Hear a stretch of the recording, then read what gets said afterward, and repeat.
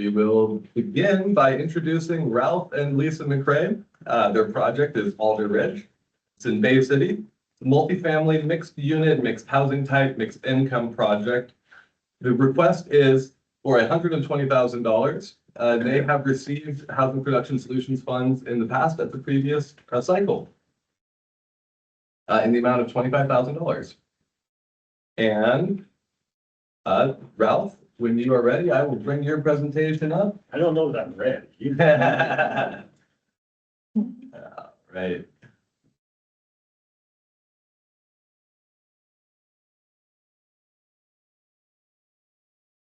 And thanks, everybody. I guess sort of like Parker was introducing himself. I think we've been to 5 or 6 meetings in total, and this is our second solutions meeting. So anyways, we'll keep working at that. First off, want to say that in this presentation, I think we're fine with it being more of an open presentation. You don't have to wait. If you have a question, bring it up. We don't have a lot of slides to go through, so and I think everybody is somewhat familiar with what we're looking at doing. Multi.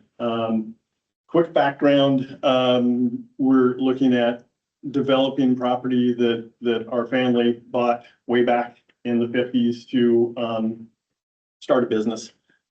Business has obviously changed, and what do? And we're not looking at coming in, smashing everything down and putting something else up. We want to transform it. We want the whole property and the whole community to grow, continue to grow. Our goals, I think we keep coming back to, community, creativity and opportunity. And those are like the core principles that we keep coming back to. Kind of lined it out here with a community within a community. We're in the south end of Bay City. It's always been the Handle plant, but there's the whole of Bay City with a great opportunity to connect. And kind of the idea on our property is to have a commercial, hopefully manufacturing, somewhat art, bringing in diverse mindsets, thought processes, businesses that can connect with in a way that people can actually walk to work. That's part of how I grew up. I was able to, as a kid, play up there, had my grandparents around, but also able to walk to work as I grew up. It's a great way to live. You don't have to drive 2 hours, and you get to meet a lot of great people that inspire what's next. Other thing in community is we want it to be sustainable. It's housing should be for the long term. That's what we're looking at. We're looking at housing as well as commerce being that way, and multi-generational. Like I said, being able to have your grandparents, that's not something everybody can do, but people of different ages can help each other. And then innovation, that's we'd like to apply as much of that to how we build this, but also inspire it. So once it's built, that is still part of what is going on. So, part of that is the possibility of bringing trades education into some of the facility and, keeping to develop technology. Even if the TV shut off every once in a while, technology is amazing. How do we instill that in the Tillamook County area? There's just so many opportunities for that. Okay, what's that?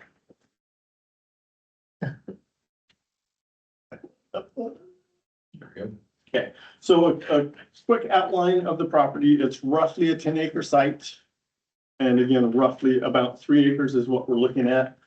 On the western side, essentially, of being a location for housing.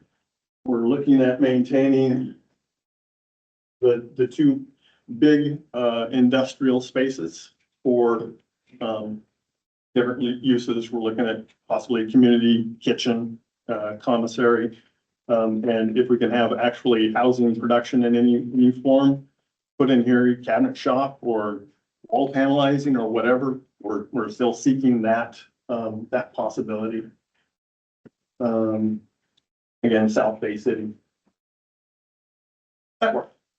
We had a community engagement meeting, sponsored by Oregon DDQ's Built Environment Group, in the summer. These were the 5 top topics that came out, which we were really happy to see really aligned with kind of where we were going in the first place. Connecting with nature and design was actually the very first thing that people said they didn't want. Smash everything, put up, high-rises. Again, promotes well-being. It's a place for all ages and abilities. That was them, not us. That was super good. Supports the environment and feels safe and secure. Again, we're back to the community. What does a community bring? Did you have any input on? Yeah, okay. Bragging. There we go. And so out of that, this was kind of the conceptual, the preferred option that we came up with. That is, it's as much as possible, we're looking to follow the DEQ's low embodied carbon build structure. So it's smaller housing. So we've got down here, we've got houses and ADUs. So roughly 1,200 square foot houses with detached ADUs is the current design model. An apartment building close to Williams Street, 2 townhouses, and then a cottage cluster. Yep, we're looking at utilizing specifically up here, outdoor space. It's I don't even think it's considered a seasonal creek, but a seasonal stream. But there's a waterway that I played in as a kid that TEP has come in and planted more natives, so it's no longer blackberries. But utilizing that as a place for kids to play, grow, learn. If we could have education opportunities there, that would be fantastic. I think the other thing that I would like to mention would be the single family homes with the ADUs. Those were set up so that it could be aging in place potentially. It could be so the ADUs could be utilized for elderly parents. And so the younger family can live in the home and elderly parents can be in the ADU. We're looking at about 400 square feet for that ADU. And it could be in the reverse, which is, kids are going to college, so the parents can live in the house and the kids can, or the students, if, staying there, they can actually live in the ADU.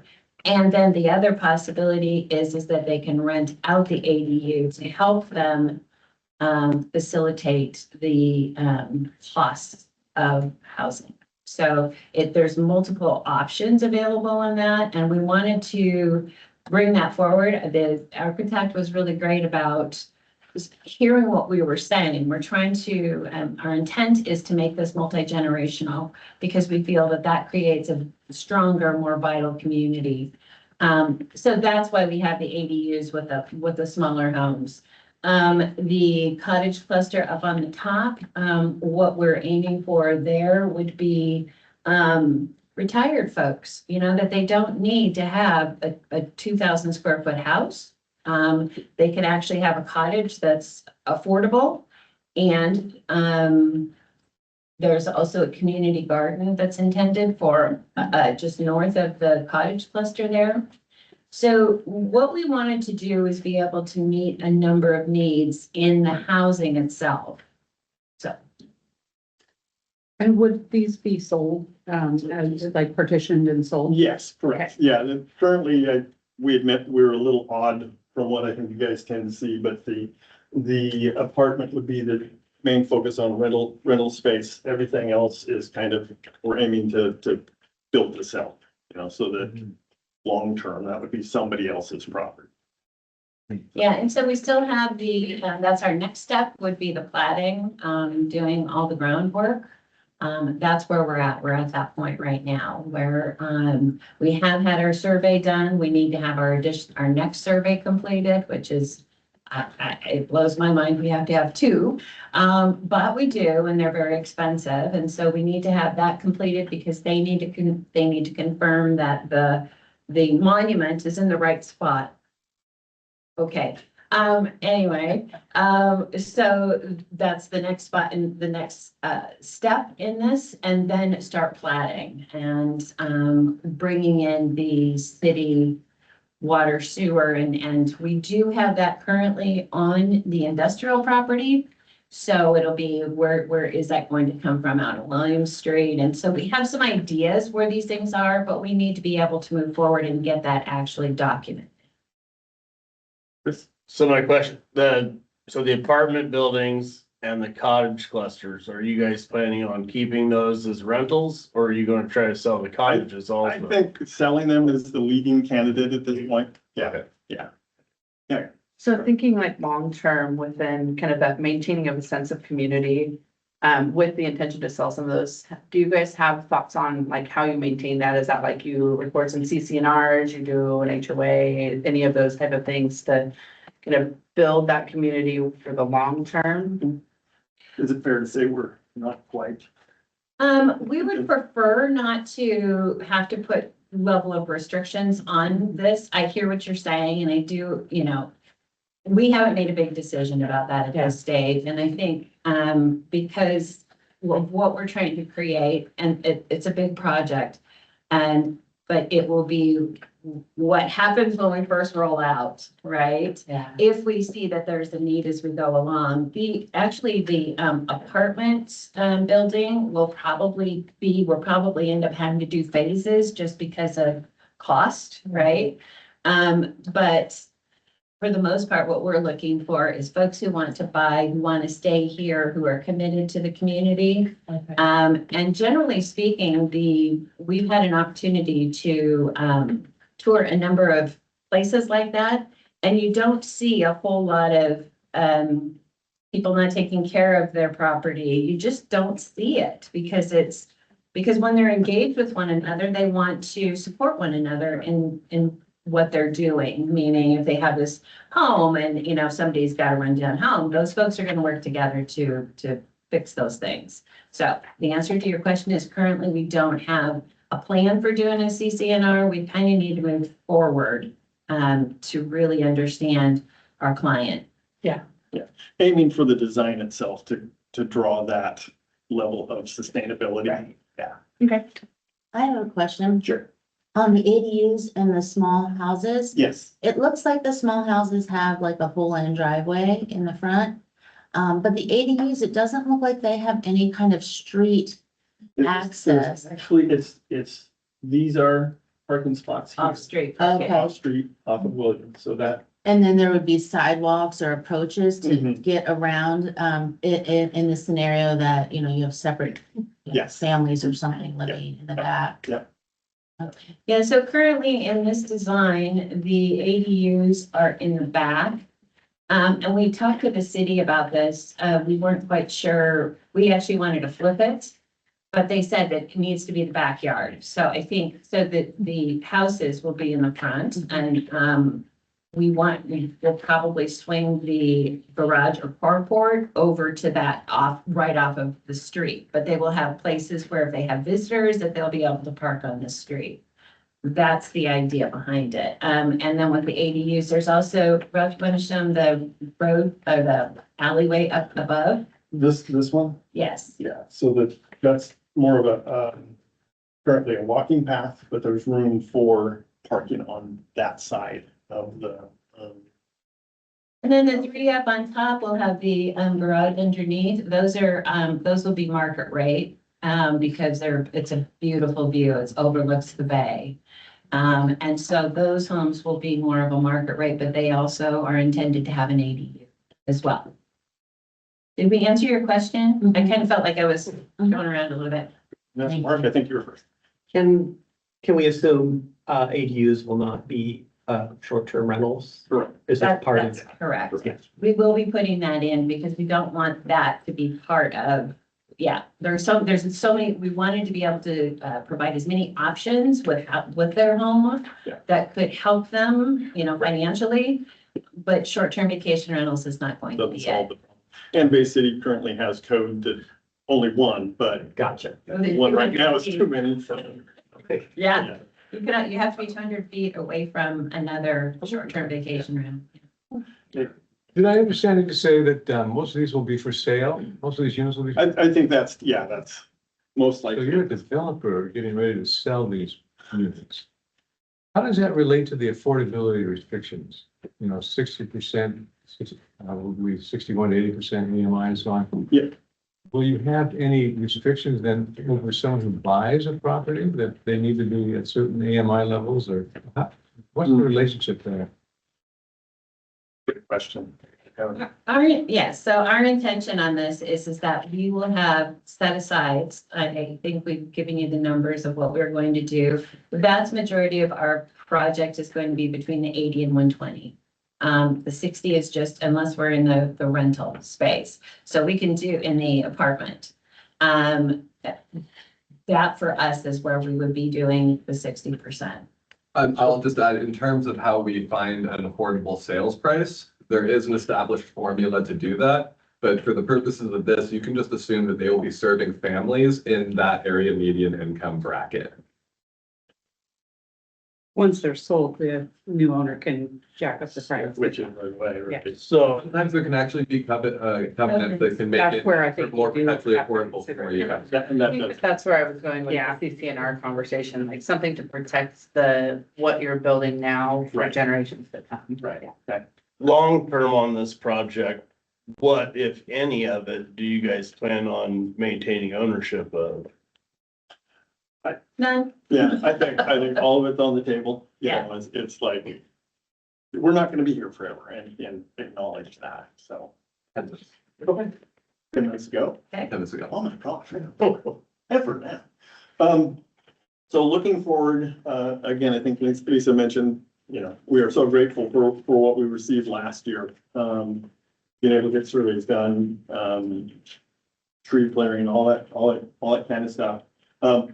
And we're gonna continue, we have to continue with that. So getting the land entitlements figured out, actually coming down on, landing on the housing design and building methodology. And the people that we've talked to as far as being partners, they affect each other. So we're still trying to come up with what's the most efficient and effective way to build what we're trying to build.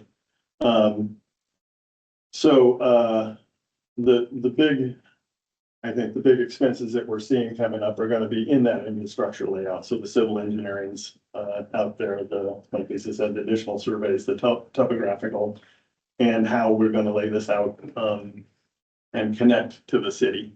And then, partner selection, you know, we're still trying to find finance partners, the actual development partners, you know, if it's a stick-built home or if it's a volumetric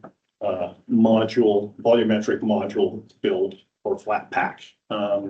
Those each have effects on how we're gonna be able to put this together. Ralph and I spent almost the entirety of last year going and visiting, we went to the Mass Timber Conference in Portland last year. It was fascinating. What they're doing, you know, in other countries. So we got this global picture. And then we had the opportunity to visit with modular. And when I'm talking modular, I'm not talking manufactured homes, I'm talking modular homes. So we've had that opportunity. We've looked at building mass timber product home. Again, this kind of goes back to the low carbon emission. We're looking to the future. So we're wanting to be able to lead to the future for folks and see what that would be. And we've also looked at flat packs, like Ralph was saying. A flat pack is essentially they go in and they cut the wood to all the sizes that it's supposed to be. And then you just put it together. I'm going to say a Lego kit, but it's not quite that. So we have been looking at all different types of opportunities that would fit here in Tillamook County and be good moving forward for others to replicate.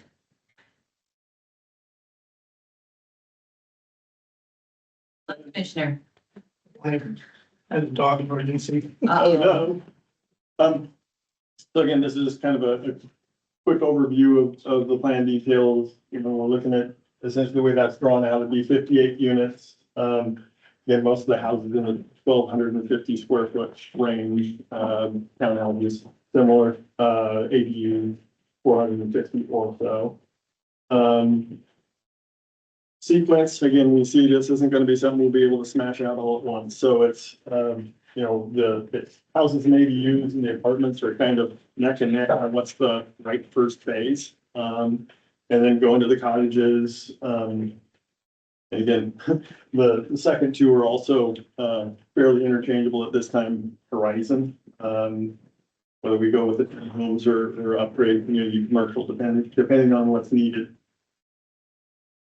And then we're hopefully wrapping up before the 5 minutes are done. But again, thanks to you guys, thanks to Oregon BQ's Built Environment team. We didn't get them up here on this one, but Tillamook, the TDP, they've been awesome, and we look forward to them as being a partner and helping us here as well. City of Bay City and everybody else that's participated, put in comments, thoughts. The community engagement was spectacular, so our neighbors has been really good. So, you know, thanks to everybody that helped us refine where we're at now and making this dream that much more possible. Yeah. Sorry, so just real quick, if you're gonna try to sell to low-income folks and provide low-income housing, traditional funding won't work. It won't be useful.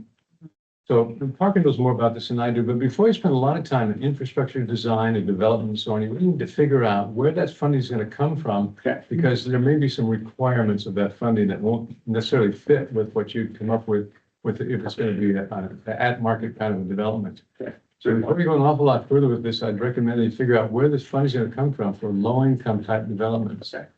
And in that regard, what's the 125,000 gonna be used for? What of these funds, what will you use the money for?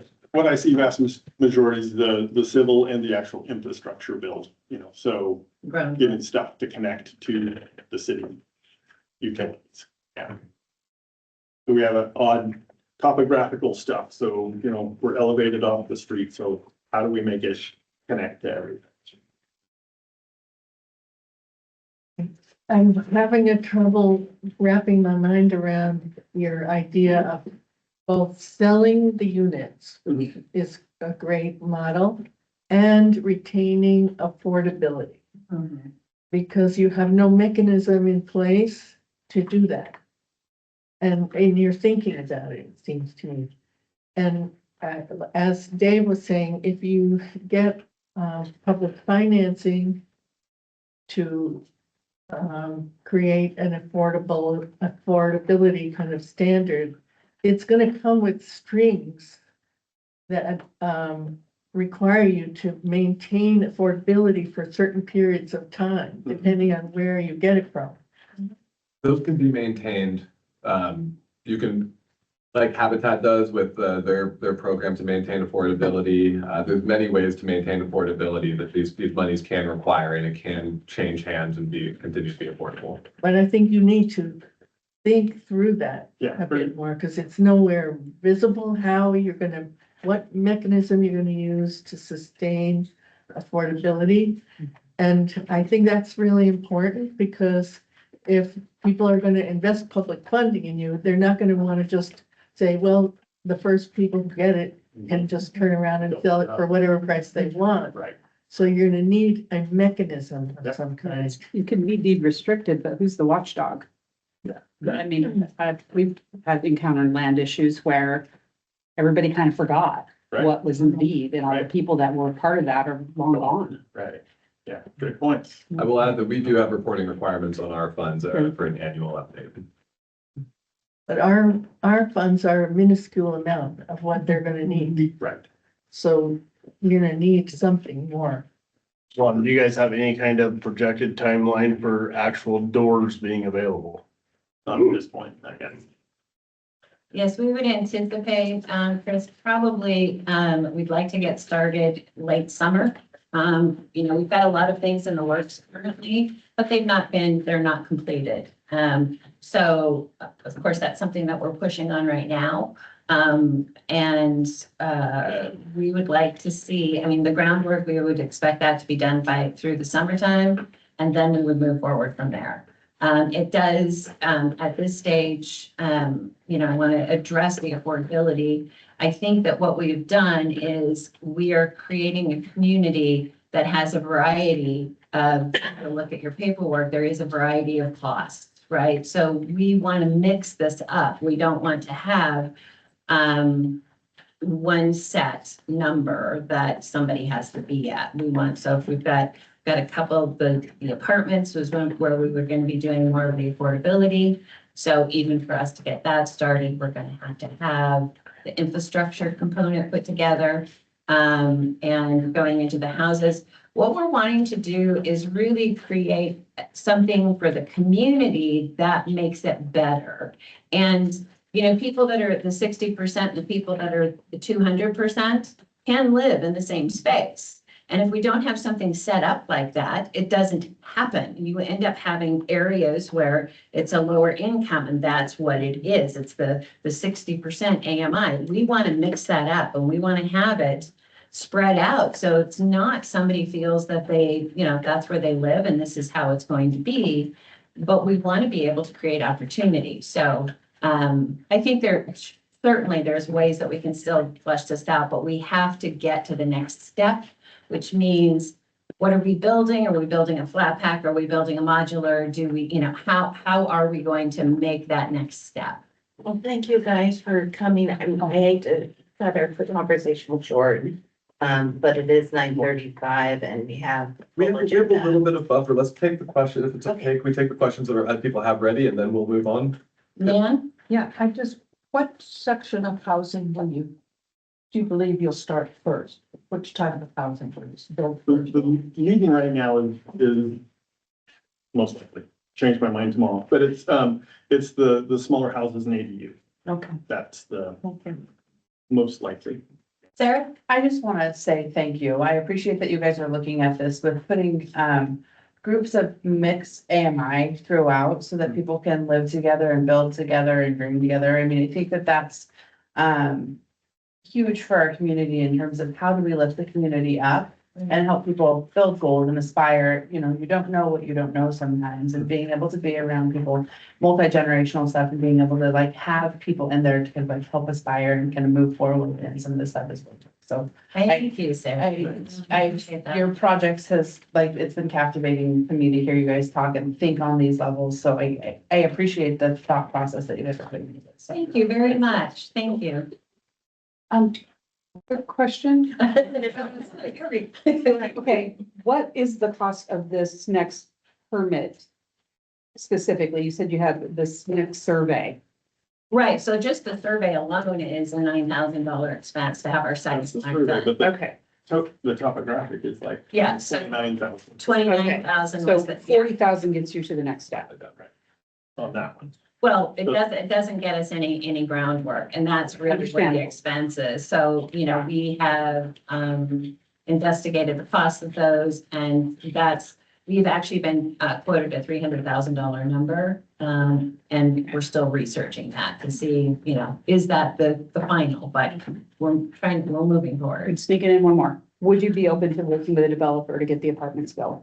Absolutely. Okay. Sure. Yeah, we want to see this move as quickly as possible. We've, you know, it's been on on our minds certainly, and I think the Housing Commission's minds for at least a couple of years. And as Sarah was saying, I think she was perfect in her description. We want to create something that isn't here right now, and we're looking at it at a different level that we can all, you know, live together. We've had people, older folks that are looking for a cottage say, oh my gosh, what I could do is I could teach some art to some of the kids. And so we're trying to create all of these spaces that people can come together because we need each other more now than ever. Well, thank you. Thanks, everybody. Thank you.